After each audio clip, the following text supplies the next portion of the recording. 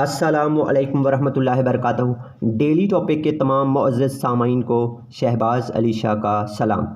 आज का हमारा टॉपिक 3 पॉइंट्स पर मुश्तमिल है। तो सबसे पहला है, नवाज़ शरीफ का पासपोर्ट एक्सपायर हो रहा है और नवाज़ शरीफ के लिए कौन सी मुश्किलात खड़ी हो गई हैं और अब नवाज़ शरीफ साहब कहाँ जा रहे हैं।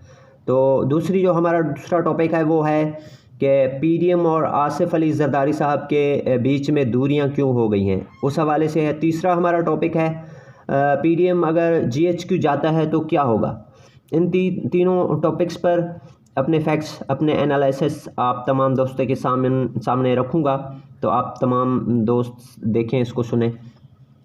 सबसे पहले हम नवाज़ शरीफ साहब की जो मुश्किलात हैं उन पर बात करेंगे कि नवाज़ शरीफ साहब जो है वो इस वक्त कौन सी मुश्किलात में फंसे हुए हैं और नवाज़ शरीफ अब क्या कर रहे हैं। और नवाज़ शरीफ का जो पासपोर्ट एक्सपायर हो रहा है 16 फरवरी 2021 को।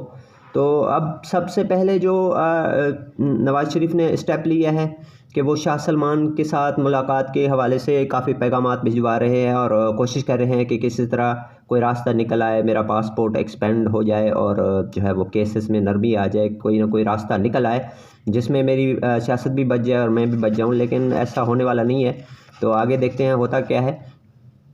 तो शाह सलमान साहब के साथ इसकी मुलाकात भी कंफर्म नहीं हो पा रही, तो इस हवाले से ये काफ़ी कोशिशें कर रहे हैं।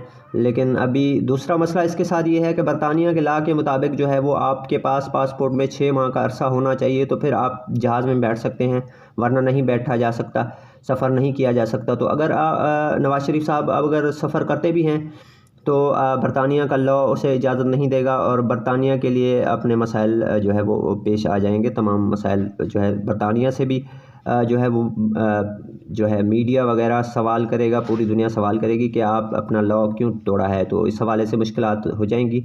और उसके बाद जो है वो सऊदी अरब ने और कतर ने भी नवाज़ शरीफ साहब को जो है वो अपने साथ जाने के, अपने मुल्क में रहने के लिए एक रास्ता दिया है। लेकिन उन्होंने एक शर्त रखी है कि आप हमारे मुल्क के अंदर रह के आप जो है वो जो है किसी भी मुल्क की फ़ौज पर, किसी की मुल्क के जो है वो गवर्नमेंट के ख़िलाफ़ आप बात नहीं कर पाएंगे। तो आपने चुप करके रहना है, तो वहाँ खामोशी के साथ रहना होगा, फिर आपकी सियासत भी जो ज़ाहिर है वो ख़त्म हो जाएगी। तो इस हवाले से वो नवाज़ शरीफ को जो है वो अभी वो चीज़ यानी कि वो उस तरफ तवज्जो नहीं दे रहे और उसको फोकस नहीं कर रहे और उन तरफ जाने का जो है वो रास्ता इग्नोर कर रहे हैं। दूसरा, अभी बरतानिया ने जो है वो कौन सी नवाज़ शरीफ को रियायत दे दी है और कौन सी शिक निकाल ली है, वो भी आप तमाम दोस्तों के सामने रख रहा हूँ कि बरतानिया के कानून में एक शिक निकल आई है अब नवाज़ शरीफ के लिए। वो कौन सी शिक है? वो शिक ऐसी निकाली है इन्होंने कि अगर कोई बंदा जो है वो 60 साल की एज में है और वो बीमार है और वो इलाज के गर्ज़ के इस हवाले से अगर आया हुआ है, तो उसको जो है वो हम अगर उसका पासपोर्ट इस हालत में एक्सपायर हो जाता है तो हमने उसको जो है वो 18 महीने का एक्सपेंड दे देना है कि वो वहाँ पर रह सकता है। तो इस दूसरा जो रास्ता है वो नवाज़ शरीफ के पास यही है कि वो बरतानिया में रहे, लेकिन वहाँ पर सिर्फ 18 माह का वक्त है। तो आगे फिर क्या करेगा, ये भी चीज़ है। अब यानी कि प्लान ए और बी के मुताबिक ए इसका ये है कि सऊदी अरब चला जाए या कतर चला जाए, बी जो है वो ये है कि आप बरतानिया में रहें, और तीसरा सी ऑप्शन है वो कि पाकिस्तान में आ जाएं और अपने मुकद्दमात को फेस करें। लेकिन वो अगर फेस करते तो बाहर बहाना करके ना जाते, तो अब बहाना करके गए हैं, तो अगर यहाँ वापस आते हैं तो उसको पता है कि इमरान खान बड़े सख्त आदमी है और सख्त जो है वो एहतसाब जारी है। उसके बाद सऊदी के सफ़ीरों की भी मुलाकातें इमरान खान के साथ कुछ तेज़ी पकड़ गई हैं और जो है वो मुलाकातें हो रही हैं बैकडोर पर। नवाज़ शरीफ के हवाले से भी बातें हो रही होंगी क्योंकि काफ़ी रवाबित रहे हैं नवाज़ शरीफ साहब के इनके साथ। अब हमारा जो आज के टॉपिक में दूसरा पॉइंट है वो दूसरा है, पीडीएम और आसिफ अली जरदारी साहब के अंदर दूरियां क्यों हो रही हैं। तो जिस तरह मैंने पहले टॉपिक में भी आपको पहले भी एक व्लॉग में जो है बताया था कि जरदारी साहब बड़े जो है वो खिलाड़ी हैं। जरदारी साहब मंजर आम पर नहीं आते और कोई ऐसी चीज़ नहीं कहते क्योंकि बाद में वो चीज़ ना हो पाए। तो जरदारी साहब 2 चीज़ों पर नाराज़ हैं पीडीएम वालों से। एक तो ये जो जीएचक्यू की तरफ मार्च करने वाली बात है, ये तय नहीं हुई थी जरदारी साहब के साथ। तो ये इन्होंने ऐलान कर दिया है हमने GHQ मार्क करना है। तो आसिफ अली जरदारी कभी भी फ़ौज या पाकिस्तान की सलामती के हवाले से जो है वो इस पर वार नहीं करते और वो अपने मुल्क और कौम को भी बचाते हैं, अपनी सियासत को भी बचाते हैं। दूसरी बात यह है कि आसिफ अली जरदारी के साथ ये भी तय नहीं हुआ था कि आप लोगों ने हमारे फ़ौज के इदारे के सरबराहान के नाम लेके, जनरल फैज़, जनरल बाजवा साहब का नाम लेके आपने जो है वो ये चीज़ें प्रेशराइज़ करना है।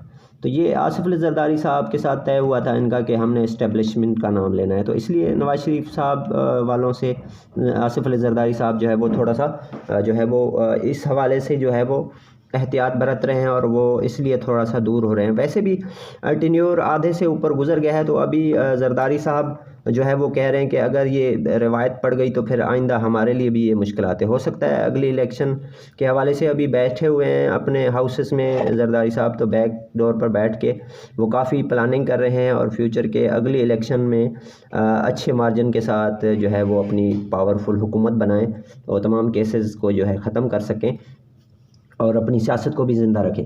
तो इस हवाले से जरदारी साहब भी अभी किनारा कशी की हुई है और काफ़ी केसेस में जो है वो अभी जरदारी साहब को ये भी मालूम है कि अभी जो है वो सिर्फ इमरान खान की पार्टी और हमारी बचनी है। नवाज शरीफ साहब ने वैसे ही जो है वो जाना है, उसकी पार्टी अब तितर बितर ही हो गई है। और तीसरा पॉइंट जो है वो हम आप तमाम दोस्तों के सामने रखेंगे।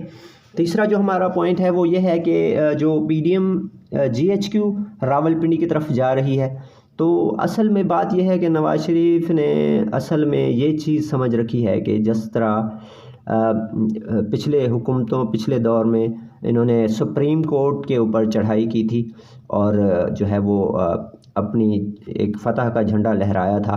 तो इस हवाले से ये चीज़ है कि वो दौर और वो वक्त नहीं रहा, और अगर ये GHQ की तरफ जाते हैं तो इतना कोई आसान नहीं है कि GHQ की तरफ जाएं और वहाँ पे प्रोटेस्ट करें। तो ये एक नाकाम कोशिश है। और हमारा जो GHQ जो है हमारा GHQ जो इदारा है, हमारा कौमी सलामती इदारा है, वो जो है इस चीज़ को बर्दाश्त नहीं करेगा कि आप लोगों ने जो है वो अपने मुल्क और कौम की हिफाजत करने वाले इदारे पर जो है वो आप प्रोटेस्ट करें और उसका पूरा गलत इमेज जाए पूरी दुनिया में। तो पूरी आवाम जो है वो भी पाक फ़ौज के साथ देगी, इमरान खान का साथ देगी, और इसमें भी इन लोगों को मुँह की खानी पड़ेगी। शुक्रिया।